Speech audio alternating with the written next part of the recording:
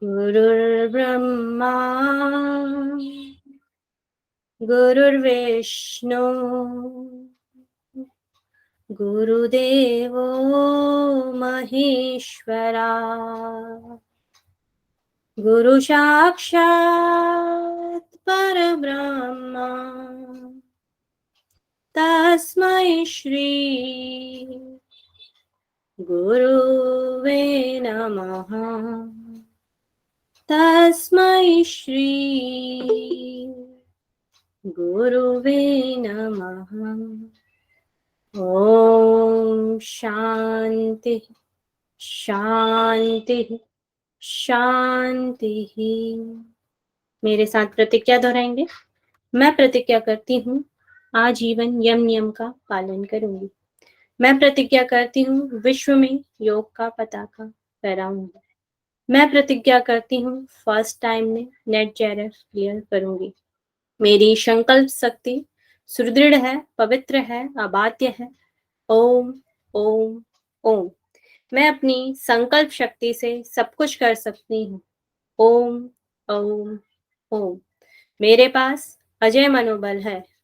ओम ओम ओम। दोनों हैंड्स को रब करेंगे। Cover your eyes. शॉर्ट में बताएंगे कल हमने क्या पढ़ा था।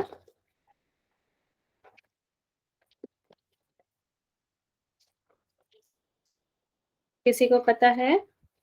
जी मैम। बताएं। हमने उच्च शिक्षा में डिजिटल पहल पढ़ा था, जैसे ऑनलाइन कोर्सेज। हमें घर बैठे ही मतलब हम ऑनलाइन कोर्स कर सकते हैं। हमें जाने की जरूरत नहीं पड़ती है। मतलब हम घर बैठे ही अपने इंटरनेट के माध्यम से मोबाइल के थ्रू हम ऑनलाइन पढ़ सकते हैं। उसमें प्लेटफॉर्म दिए गए हैं, जैसे स्वयं है, स्वयं प्रभा है, एनईडी है, यानी नेशनल एकेडमिक डिपोजिटरी। उसमें डॉक्यूमेंट्स वगैरह हम जमा कर सकते हैं। और एनडीएल है, ईपीजी पाठशाला है, ये सारे हमने पढ़ा था। जैसे स्वयं पढ़ा था, स्वयं में स्वयं की फुल फॉर्म थी study webs of active learning for young expiry minds. इसमें इमेज आरडी एआईसीटी द्वारा इनकी पहल थी। प्रणव मुखर्जी द्वारा इन्होंने 9 जुलाई 2017 में लॉन्च किया था। इसमें 9वीं कक्षा से एमए की कक्षा तक अमेरिकी कक्षा तक सब्जेक्ट रहते हैं। उससे उससे हम शिक्षा ग्रहण कर सकते हैं। उसमें 4 भागों में डिवाइड था। जैसे पहले वीडियो लेक्चर दिया जाता था, फिर बाद में उसमें मटेरियल हम डाउनलोड कर सकते थे। तीसरे में क्विज वगैरह मिलता था उसमें, और लास्ट में हम चर्चा वगैरह करते थे इसमें। फिर स्वयं प्रभा थी। स्वयं प्रभा में 24x7, यानी हम उसमें नया कंटेंट 4 घंटे रहता था, और वही कंटेंट को 5 बार रिपीटेशन किया जाता था, जिससे 15 उपग्रह के माध्यम से ये चलाया गया है स्वयं प्रभा। ये एक डीटीएच चैनल है। डीटीएच यानी डायरेक्ट टू होम। हमें घर में सेवा मिलती है। जैसे टीवी पर हम जो चैनल रहते हैं, 32 चैनल है, इसमें अभी बढ़ गए होंगे, तो उसके माध्यम से हम शिक्षा ग्रहण करते हैं। ठीक है। फिर चलिए बताइए। चलिए ओके। तो कल हम इनिशिएटिव्स के बारे में पढ़ा था। मेरी स्क्रीन शो हो रही है ना? Yes ma'am. जी मैम। फुल है? फुल। तो कल अभी थोड़ा शॉर्ट हो रही होगी, फिर उसके बाद अभी करती हूँ। तो कल हमने पढ़ा था, इनिशिएटिव्स पढ़े थे हमने जो हमारे सरकार द्वारा चलाए जाते हैं। तो इसमें सबसे पहले हमारा स्वयं पढ़ा था हमने, और जैसे भी निखिल जी ने भी बता दिया है। और इसके 9 हैं जो कोऑर्डिनेटर है, इनके द्वारा ये चलाया जाता है। फिर हमने स्वयं प्रभा के बारे में पढ़ा था। इसमें 24 आवर्स चलता है, 7 दिन ये चलता है। फिर हमने नेशनल एकेडमी डिपोजिटरी करा था, जहाँ पर हम अपने सारे सर्टिफिकेट्स वगैरह को यहाँ पर रख सकते हैं, जिससे वे सेफ रहते हैं यहाँ पर। फिर था हमारा एनडीए राष्ट्रीय डिजिटल लाइब्रेरी था। यहाँ पर लाइब्रेरी बहुत सारी बुक्स, आर्टिकल, थीसिस वगैरह सभी हमें ऑनलाइन मिल जाते हैं, वीडियो लेक्चर वगैरह डिजिटल लाइब्रेरी से। फिर हमारा इजी पाठशाला। इजी पाठशाला में हमारे 70 विषय से भी ज्यादा यहाँ पर आपको पढ़ाया जाता है। और इसमें 3 चीजें और थी, आपका ई अध्ययन और मूक्स और ई पाठ्य। ये ई पाठशाला के अंदर ही 3 चीजें आ जाती हैं। जो ई पाठशाला जो थी ई अध्ययन, इसमें 700 जो बुकें हैं वो रहती हैं, और ये पोस्ट ग्रेजुएशन के लिए होता है। और इसमें हमारी पाठ्य पुस्तकें होती हैं, और इसमें जो वीडियो की प्लेलिस्ट भी यहाँ पर हमें मिलती है। मुक्स तो आपको पता ही है, जैसे यूजीसी मुक्स जो ऑनलाइन हमें स्टडी करवाता है वो मुक्स हो जाएगा। और ई पाठ्य में आपके ई पाठ्य में हमें ये भी हमारा उसके लिए होता है, पोस्ट ग्रेजुएशन का ही प्रोग्राम ये होता है।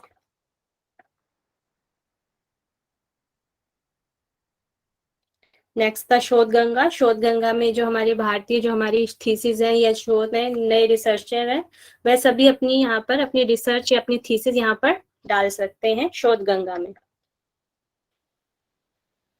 शोध सिंधु है। शोध सिंधु 3 के द्वारा इसका गठन हुआ है।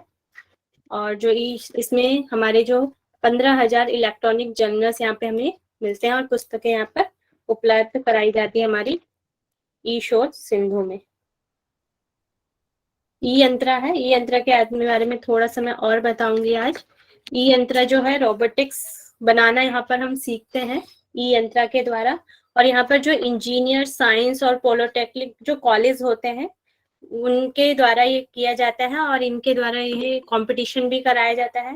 कंपटीशन में जो विनर होते हैं, विनर को इंटर्नशिप कराई जाती है, रोबोटिक्स सिखाया जाता है, बनाना सिखाया जाता है।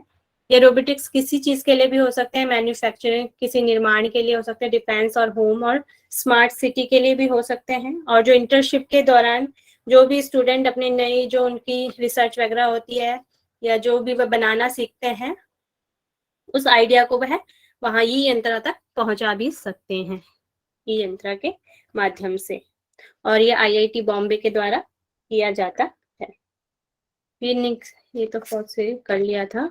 और इसमें एक और था, एक था आपका फॉसी होता है, और एक इसमें होता है हमारा फॉल्स। फॉल्स में ये FOSS तक ही आता है, मतलब कि आपका हो जाएगा फ्री। फॉल्स का दूसरा था ये वाला, इसकी फुल फॉर्म जो है आपकी FLOSS की हो जाएगी आपकी free liberal open source software. Software तक ही इसकी होगी।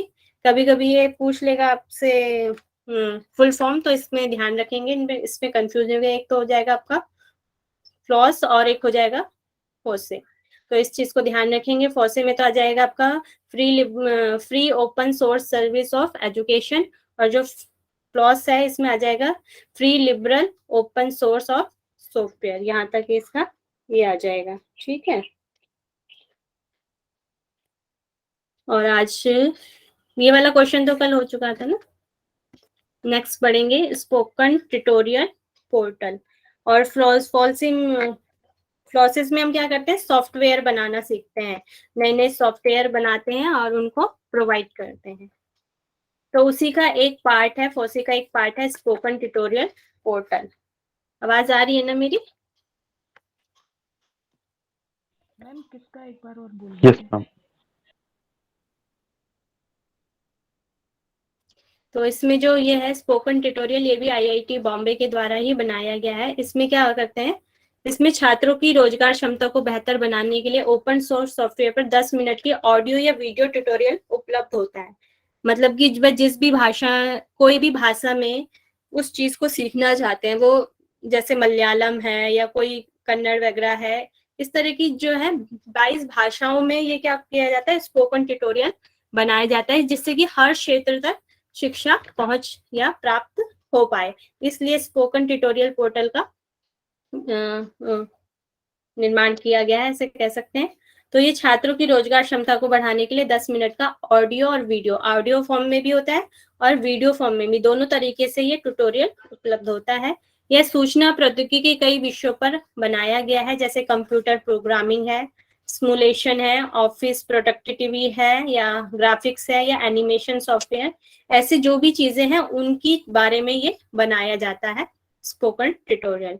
यह सभी 22 भाषाओं की उपलब्धता के साथ ऑनलाइन संस्करण है जो स्वयं सीखने के लिए बनाया गया है। स्टूडेंट यहाँ पर स्पोकन ट्यूटोरियल में जाकर किसी भी भाषा में सीख सकते हैं, जिस भी भाषा से वे बिलोंग करते हैं उस भाषा में जाकर सीख सकते हैं। यहाँ पे 22 भाषाओं में उस चीज को बताया गया है। स्पोकन ट्यूटोरियल के माध्यम से बिना शिक्षक की उपस्थिति के पाठ्यक्रम को प्रभावी रूप से नए उपयोगकर्ता प्रशिक्षित करने के लिए डिजाइन किया गया है। यह पहल छात्रों के प्रोग्रामिंग कौशल को बढ़ाएगी, जिससे वे साउंड टेक्नोक्रेट बनने में सक्षम होंगे। स्पोकन ट्यूटोरियल प्रोजेक्ट का उद्देश्य स्पोकन ट्यूटोरियल बनाना जो कई भारतीय भाषाओं में फ्री है, ओपन सोर्स सॉफ्टवेयर सिखाते हैं, जिसका उद्देश्य सॉफ्टवेयर को ऐसी भाषा में पढ़ाना है। तो ये सॉफ्टवेयर बने होते हैं यहाँ पर स्पोकन ट्यूटोरियल में, और इस तरीके के सॉफ्टवेयर और बनाना भी सिखाया जाता है यहाँ पर। ठीक है, तो ये हो गया स्पोकन ट्यूटोरियल पोर्टल। इसमें से किसी को कुछ पूछना है तो पूछ सकते हैं। मैम ये अलग से ही प्लेटफॉर्म है कि ये स्वयं प्रभा के अंदर है? ये स्वयं प्रभा नहीं है, फॉसी है। फॉसी में सॉफ्टवेयर बनाने सिखाए जाते हैं, इसी का पार्ट आप कह सकते हैं।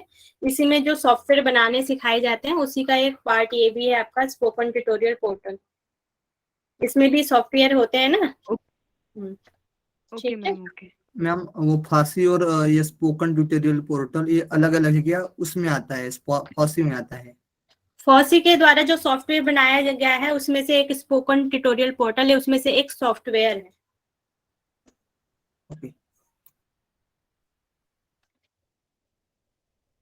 ओके है। वो सॉफ्टवेयर बनाता है ना फॉसी। फॉसी क्या करता है, सॉफ्टवेयर बनाता है, जिसकी जो जरूरत है उसके हिसाब से सॉफ्टवेयर बना के देता है।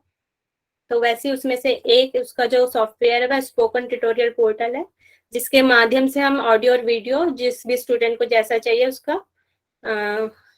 मतलब कंटेंट देते हैं, बनाते हैं और उनको देते हैं उनकी भाषाओं में। नेक्स्ट है virtual lab project. Virtual lab क्या होता है? लैब्स में हम क्या करते हैं?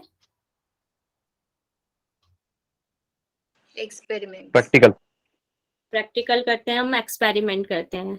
तो उसी तरह ये वर्चुअल लैब है। इसमें क्या करता है, स्टूडेंट जो होते हैं वो कोडिंग के माध्यम से, मतलब कि घर बैठे बैठे आपका आईसीटी के माध्यम से कोडिंग के अनुसार अपने एक्सपेरिमेंट वगैरह करते हैं। वर्चुअल लैब होती है, ये एमएचआरडी के द्वारा है और आपकी एनएमई और आईसीटी के द्वारा है, नेशनल मिशन ऑफ एजुकेशन के थ्रू ये बनी हुई है।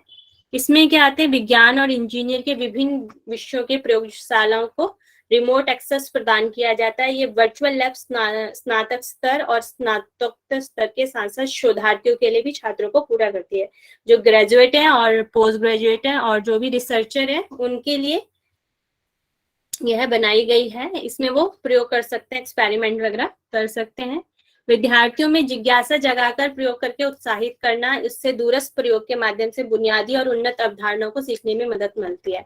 मतलब कि जो चीज पहले से हमें चली आ रही है, जिनको हम प्रैक्टिकल करके देखते हैं, उसको हम आईसीटी के माध्यम से कर सकते हैं और उससे क्या होता है, हमारा और भी उत्साह जागृत होता है और भी अच्छा करने के लिए। और जो उस सुविधा तक पहुंच नहीं पाते हैं, जिनको प्रैक्टिकल वगैरह की सुविधा नहीं मिल पाती है, उनके लिए ये बहुत ही अच्छा है। ये वे घर बैठे बैठे कर सकते हैं जो लैब्स वगैरह तक नहीं जा सकते हैं। वर्चुअल लैब के आसपास एक संपूर्ण लर्निंग मैनेजमेंट सिस्टम प्रदान करना, जहां छात्र अतिरिक्त वेब संसाधन, वीडियो व्याख्यान, एनिमेटेड प्रदर्शन और आत्म मूल्यांकन सहित सीखने के लिए विभिन्न उपकरणों का लाभ उठा सकते हैं। यहाँ पे वेब संसाधन है, बहुत सारी वेबसाइट वगैरह है जिनसे वे ज्ञान ले सकते हैं। वीडियो व्याख्यान है कि किस तरीके से करना है, वो उस वीडियो लेक्चर वगैरह में देख सकते हैं। एनिमेट प्रदर्शन, 3D वगैरह वहां पर एक्सपेरिमेंट कैसे किया जाता है वो बताते हैं, और जो आपका एक्सपेरिमेंट हो जाता है उसको भी 3D एनिमेशन में दिखाते हैं। और आत्म मूल्यांकन, जो वह सीखते हैं उसके द्वारा उसको सीखते हैं और उपकरणों का लाभ उठा सकते हैं, वो जो भी वर्चुअल लैब में होते हैं। महंगे उपकरण और संसाधनों को साझा करने, जो अन्यथा समय और भौगोलिक दूरियों की कमी के कारण सीमित संख्या में उपयोगकर्ता के लिए उपलब्ध होते हैं, और जो प्रैक्टिकल वगैरह करते हैं और वो जो भी संसाधन है उसमें पैसे काफी चाहिए होते हैं। तो ये इसमें क्या होता है, हम बिना पैसे के ही उस चीज को कर सकते हैं, बस हमारे पास इंटरनेट वगैरह होना चाहिए और कंप्यूटर वगैरह का साधन होना चाहिए, तो उस तरीके से हम कर सकते हैं। तो हमें बहुत सारे प्रैक्टिकल इक्विपमेंट उपकरण वगैरह की जरूरत नहीं पड़ेगी, और हम उसी तरह के जो हम एक्सपेरिमेंट करना चाहते हैं कोडिंग के माध्यम से कर सकते हैं। इस प्रोजेक्ट के अंतर्गत 1800 से अधिक प्रयोगों के साथ लगभग 225 ऐसी प्रयोगशालाएं संचालित हैं और 15 लाख से अधिक छात्रों को ये लाभ प्रदान कर रही है वर्चुअल लैब प्रोजेक्ट। तो ये ओके है सभी को?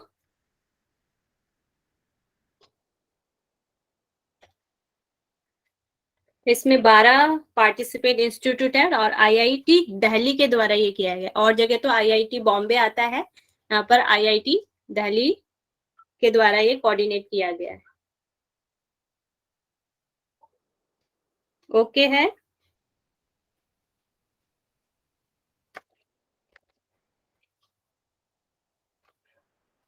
आवाज आ रही है मेरी? Okay ma'am, okay. नेक्स्ट है हमारा ई विद्वान पोर्टल है। ई विद्वान, विद्वान शब्द से आप क्या समझते हैं?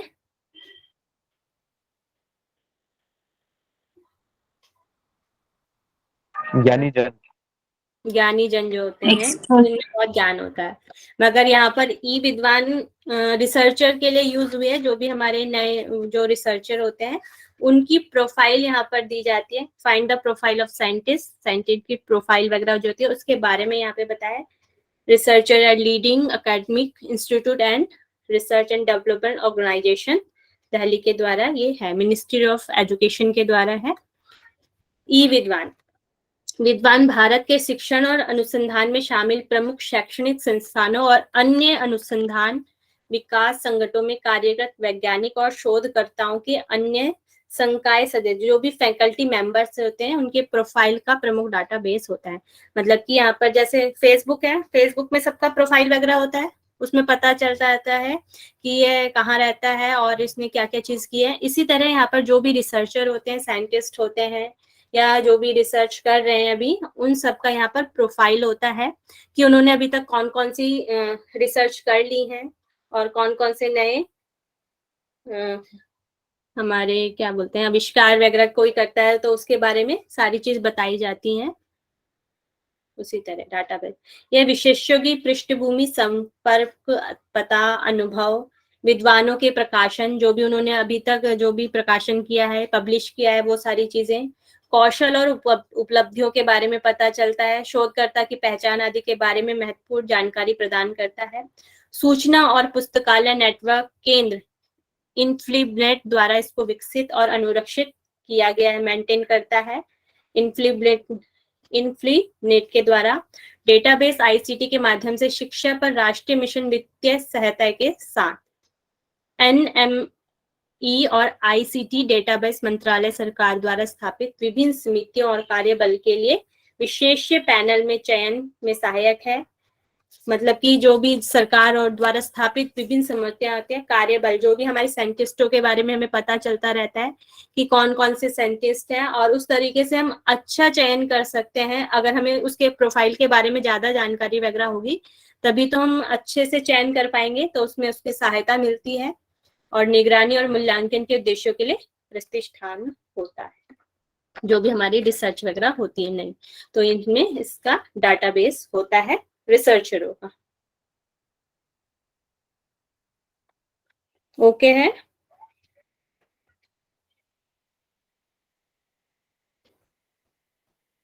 रिप्लाई करा करें यस या नो में।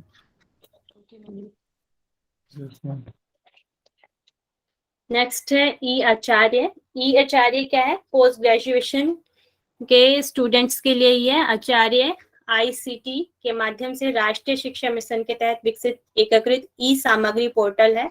पोर्टल शिक्षार्थियों को खोजने, ब्राउजर करने की सुविधा प्रदान करता है। सभी शिक्षण सामग्री में एक इंटरफेस के माध्यम से ऑडियो, वीडियो, पाठ्य सामग्री आदि शामिल है।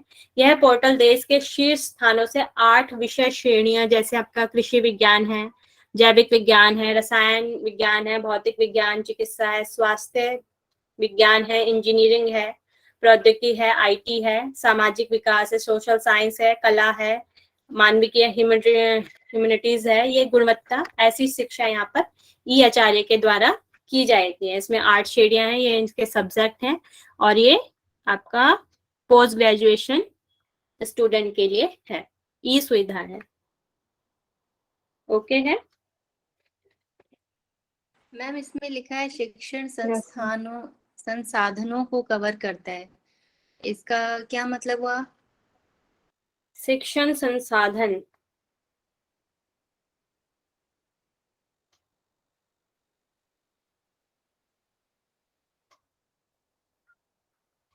शिक्षण संसाधन तो इसमें जो ऑडियो वीडियो पाठ्यक्रम सामग्री वगैरह होगी वो होगा मेरे हिसाब से तो। हाँ, लेक्चर्स और वो सब वही शिक्षण को लेक्चर, हाँ, वीडियो ऑडियो में और वही सब होगा ना? हाँ हाँ वही होगा, क्योंकि वह और कोई संसाधन तो इसमें से दे नहीं सकते ना आईसीटी के द्वारा, और कैसे करेंगे। हाँ जी।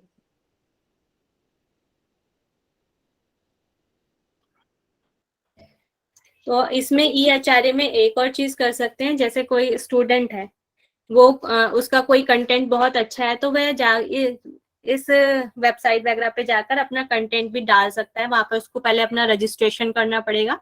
रजिस्ट्रेशन करने के बाद वह अपना कंटेंट, जैसे अपने सब्जेक्ट से रिलेटेड कोई भी वह कंटेंट डालना चाहता है, उसे लगता है वह बहुत अच्छा है तो वह वहां पे जाकर उसको डाल भी सकता है ई आचार्य में। और जो वेबसाइट वगैरह है उसमें केवल वह बताते हैं। ई आचार्य में आप क्या कर सकते हैं, आप डाल भी सकते हैं, है ना, कंटेंट को डाल भी सकते हैं। मैम एक बार और फास्ट इसको बोल देंगे। ई आचार्य में अगर आपका कोई भी कंटेंट अगर अच्छा है, आप अपने सब्जेक्ट में बहुत अच्छे हैं, तो उसके आप उसमें जाके रजिस्ट्रेशन करके फिर आप अपने कंटेंट को इसमें डाल भी सकते हैं ई आचार्य में।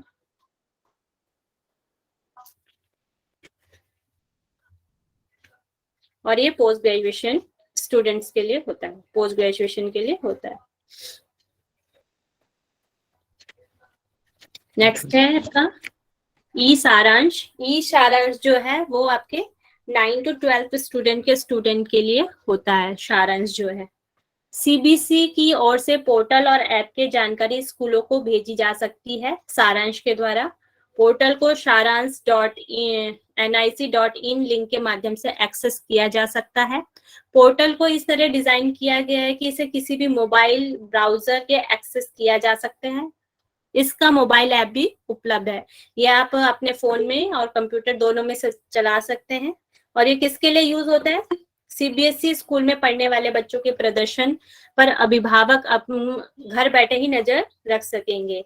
केंद्रीय माध्यमिक शिक्षा बोर्ड सीबीएसई ने छात्रों के प्रदर्शन की समीक्षा करने का सारांश पोर्टल और मोबाइल ऐप विकसित किया है। पोर्टल और ऐप के माध्यम से अभिभावक न केवल स्कूल से सीधे जुड़े रहेंगे बल्कि अपने बच्चे के प्रदर्शन की तुलना स्कूल, राज्य, क्षेत्रीय और राष्ट्रीय स्तर पर भी कर सकेंगे सारांश के माध्यम से। जो भी स्टूडेंट है उनकी जो मार्कशीट वगैरह है उसके बारे में बताएंगे, स्टूडेंट का जो भी वह किस तरीके से पढ़ाई वगैरह कर रहा है, ग्रेड वगैरह सब आपको ऑनलाइन देखने को मिल जाएंगे सारांश के माध्यम से।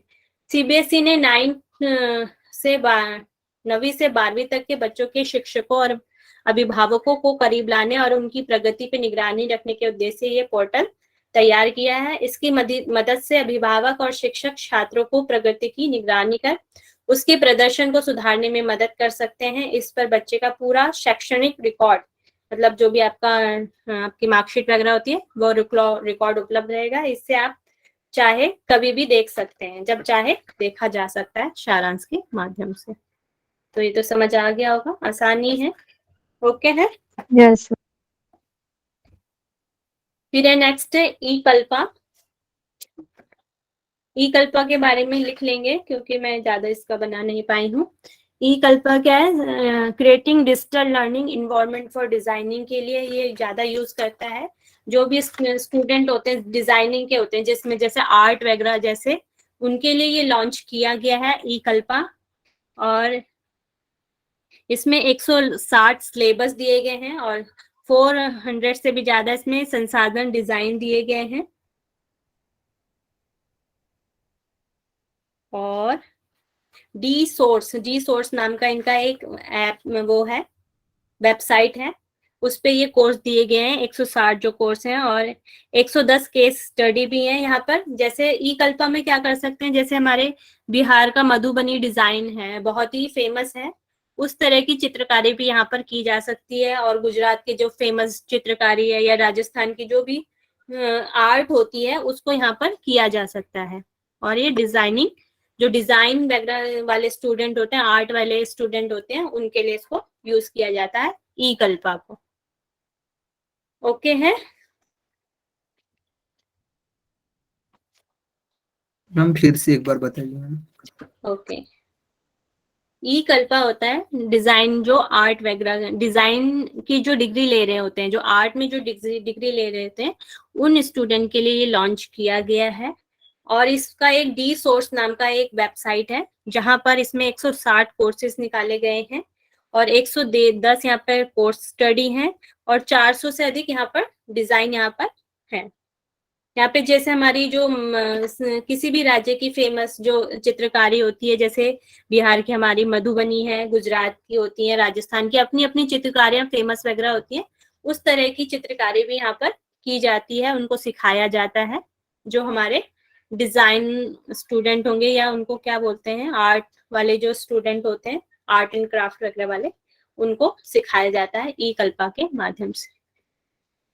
मैम इसको परचेज करना पड़ता है क्या या फ्री है? फ्री होगा, अगर गवर्नमेंट का है तो फ्री होगा। ओके। ये तो सारे हम गवर्नमेंट के इनिशिएटिव्स पढ़ रहे हैं ना, जो गवर्नमेंट ने दिए हैं। हाँ, MHRD के ही हैं सारे।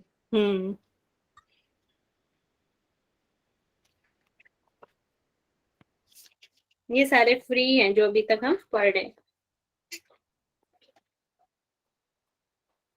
इतना ओके है?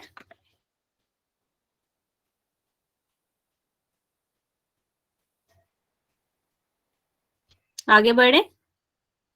Yes ma'am.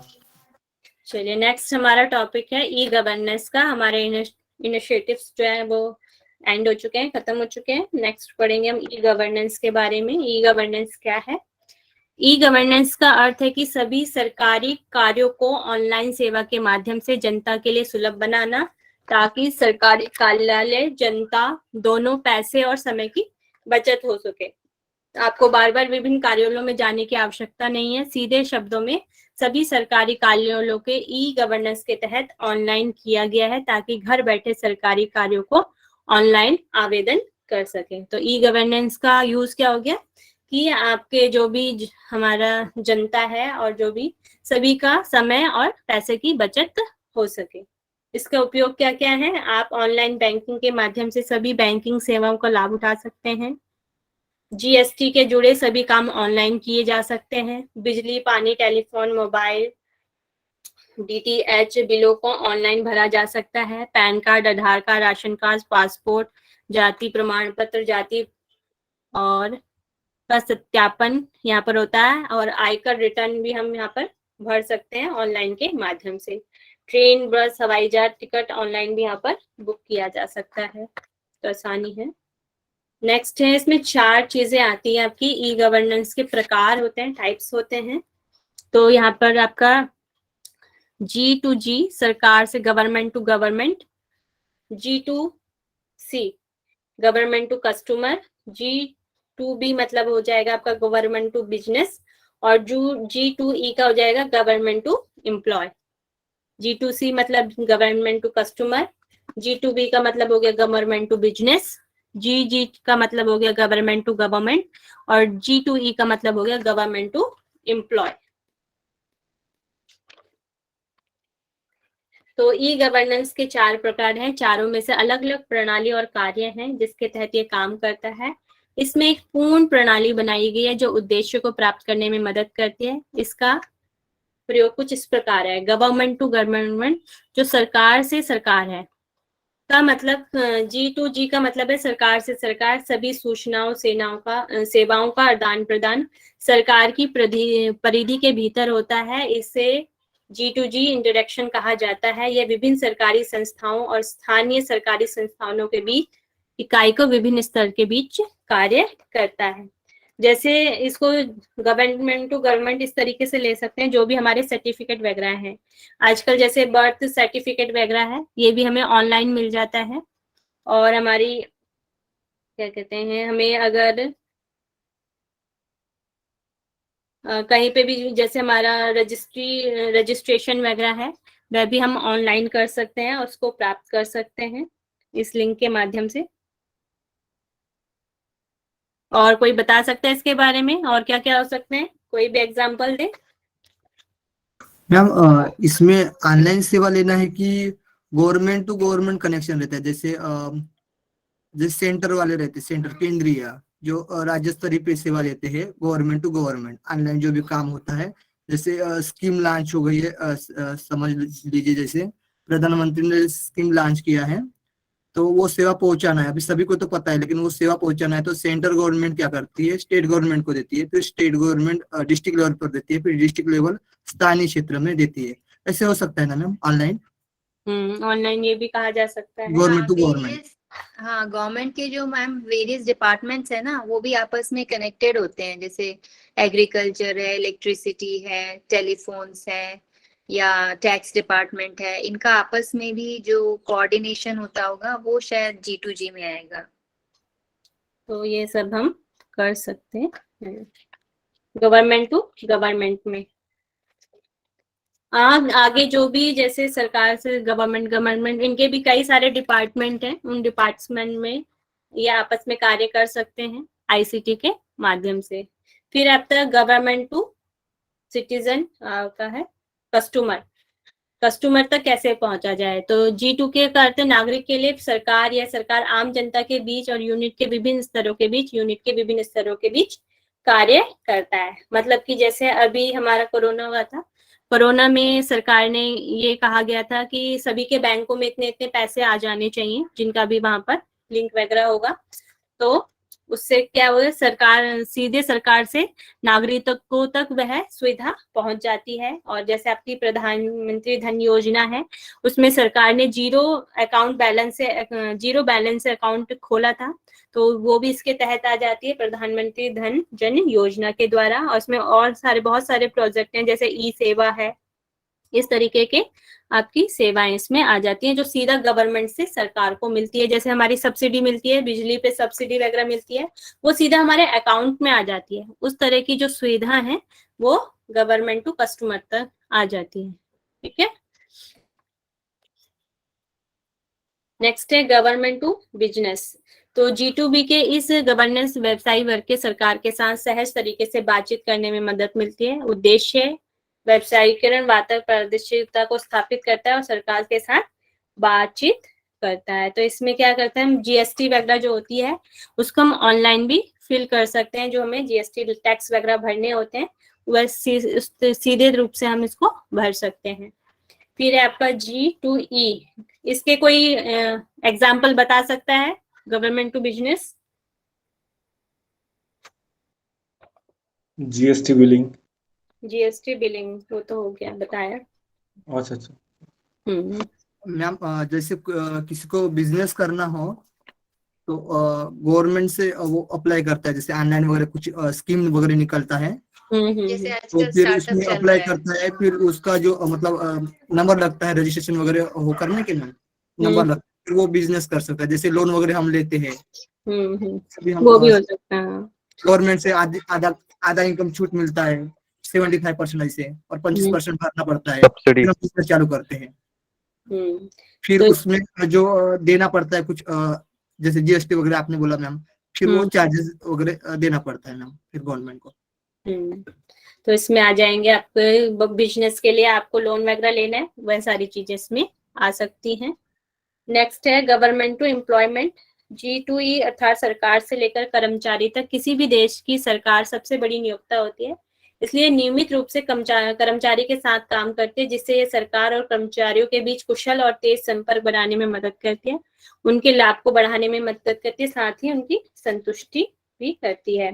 तो जैसे हमारे ऑनलाइन हमारे रोजगार प्रोत्साहन, तो इसके लिए सरकार ने प्रधानमंत्री रोजगार प्रोत्साहन योजना का भी निर्माण किया है इसके एम्प्लॉय के माध्यम से। और जैसे हमारे प्रोविडेंट फंड वगैरह होते हैं, उसको भी हम ऑनलाइन के माध्यम से देख सकते हैं, और जब भी ऑनलाइन देख सकते हैं कि हमारा कितना पैसा वगैरह हमारा जमा हो चुका है प्रोविडेंट फंड वगैरह में।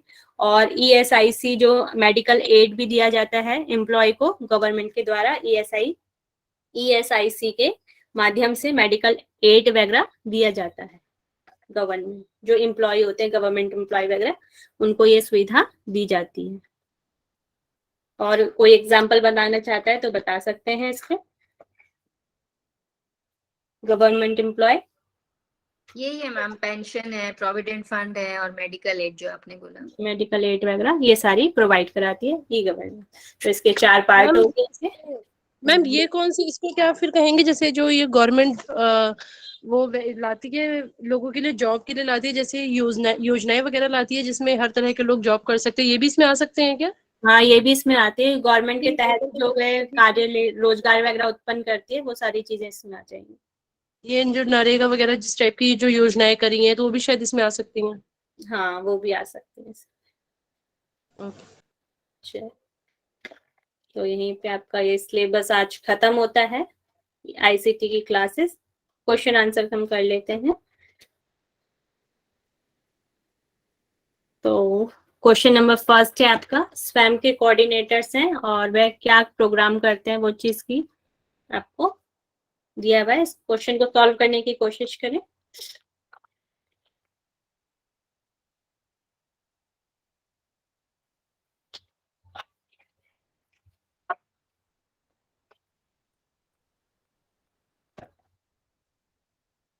बी आएगा मैम। बी,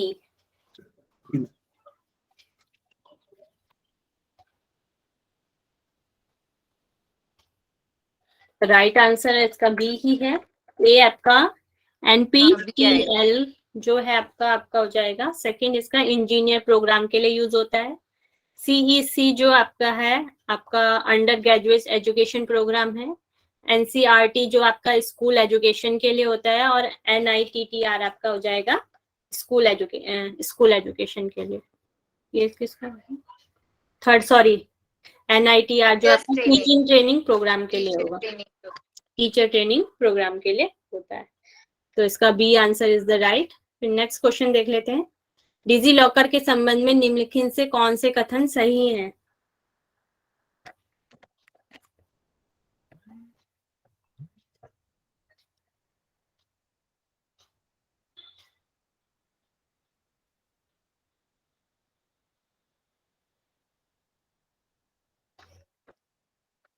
डिजी, यह डिजिटल इंडिया कार्यक्रम अंतर्गत सरकार द्वारा प्रस्तावित डिजिटल लॉकर प्रणाली है। यह युवा स्टार्टअप उद्यमी वित्तीय और तकनीकी सहायता प्रदान करता है। यह चाहे भौतिक अवस्थित कुछ भी हो, इसके माध्यम से उपयोगकर्ता ई प्रलेखों तक पहुंच संभव है।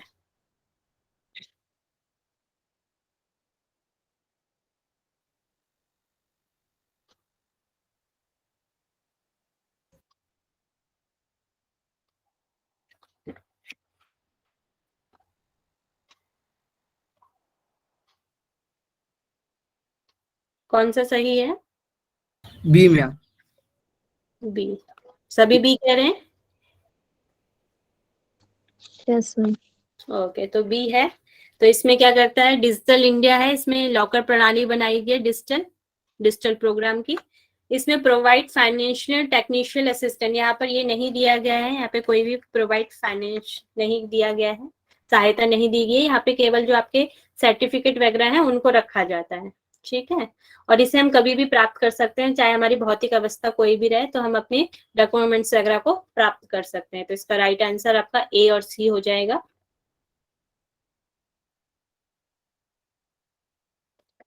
क्वेश्चन नंबर नेक्स्ट देख लेंगे।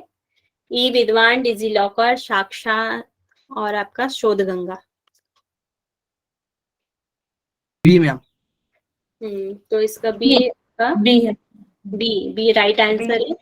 जो ई विद्वान है वो क्या होता है, आपका डाटाबेस ऑफ लीडिंग साइंटिस्ट और रिसर्चर के बारे में होता है। डिजी लॉकर क्या है, आपके दस्तावेज प्रमाणों का सत्यापन के लिए जारी करने वाला एक प्लेटफॉर्म है। साक्षात क्या है, आपका एजुकेशन पोर्टल और फैसिलिटी लर्निंग के लिए है। और शोध गंगा क्या होता है, यहाँ पर आप पे ई बुक होते हैं, जर्नल्स वगैरह का भंडार होता है। संपूर्ण शोध प्रबंध। नेक्स्ट क्वेश्चन, स्वयं स्पोकन मैम एक बार और बता दीजिए, मैंने तो है ना रॉन्गली पढ़ लिया, गलत कर दिया, एक बार और बता दीजिए मैम। ई विद्वान में क्या होता है, जो भी हमारे रिसर्च होते हैं और रिसर्चर होते हैं उनका यहाँ पे डाटाबेस होता है, उनके बारे में सारी जानकारी यहाँ पर दी जाती है ई विद्वान में। डिजी लॉकर यहाँ पर हम अपने सर्टिफिकेट और हमारे जो भी एकेडमिक अवार्ड वगैरह होते हैं वो सारी चीजें यहाँ पर रख सकते हैं। जो साक्षात मैंने शायद पढ़ाया नहीं है, मगर ये अधिगम को सुगम में मतलब पढ़ने के लिए उसको सुगम बनाने के लिए एक शैक्षिक पोर्टल है ये भी साक्षात। और शोध गंगा में क्या होती है, हमारी सारी रिसर्च वगैरह जो होती है, थीसिस और ई और जर्नल यहाँ पर होते हैं शोध गंगा में, है ना, पढ़ा था ना शोध गंगा। जैसे हमारा गूगल स्कॉलर होता है उसी तरह यहाँ पर शोध गंगा है, जहाँ पर कोई भी हम रिसर्च डाल भी सकते हैं और इसमें सभी रिसर्चर्स की होती है, जो अभी तक हम कर चुके हैं वो सारी रिसर्च यहाँ पर होती है। ओके है? हाँ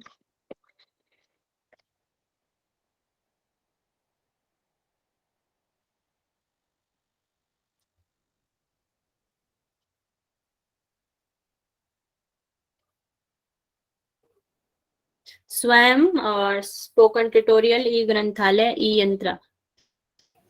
डी मैम। डी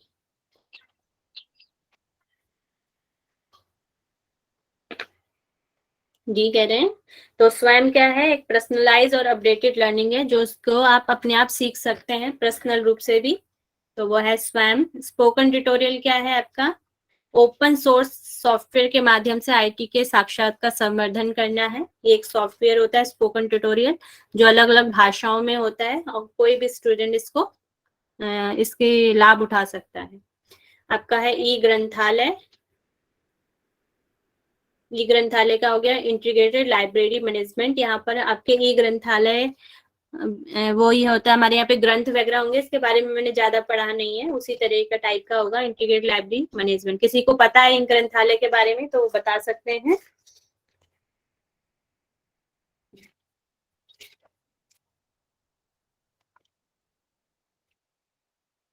नेक्स्ट है आपका ई यंत्र का मैंने बताया था भी, रोबोटिक्स कंपटीशन वगैरह यहाँ पर होते हैं।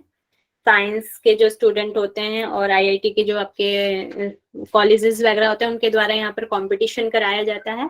कंपटीशन के माध्यम से जो भी इनके विनर्स होते हैं उनको फिर इंटर्नशिप कराई जाती है ई यंत्र में। ठीक है, तो ओके है सभी को? Yes ma'am.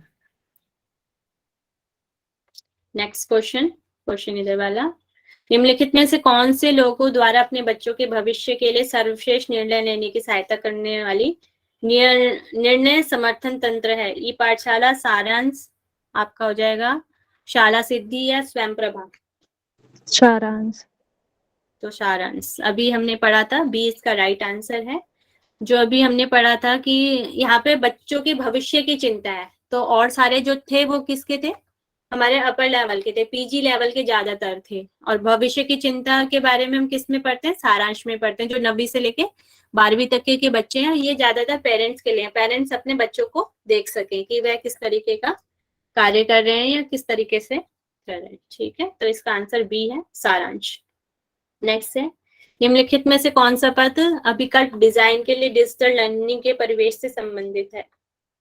ई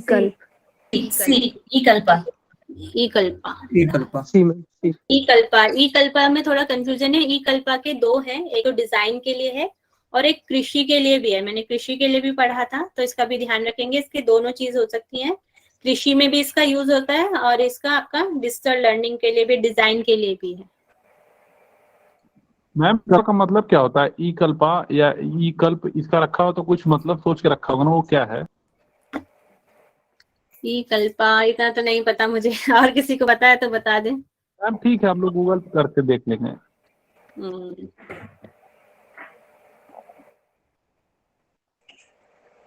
ये कुछ आपके फुल फॉर्म्स हैं, ये आपको दे दी जाएंगी अगर पीडीएफ के साथ, तो इनको भी अच्छे से लर्न कर लेना आप लोग, ठीक है। वो कला के संदर्भ में लिया गया है ना शब्द कल्प, आर्टिकल ये भी कह सकते हैं आर्ट। कल।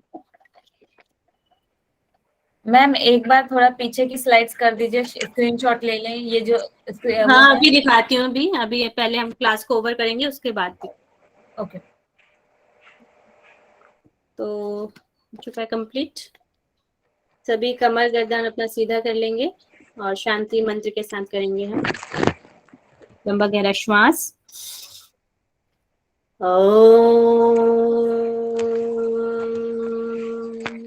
सर्वे भवन्तु सुखिनः, सर्वे सन्तु निरामया, सर्वे भद्राणि पश्यन्तु,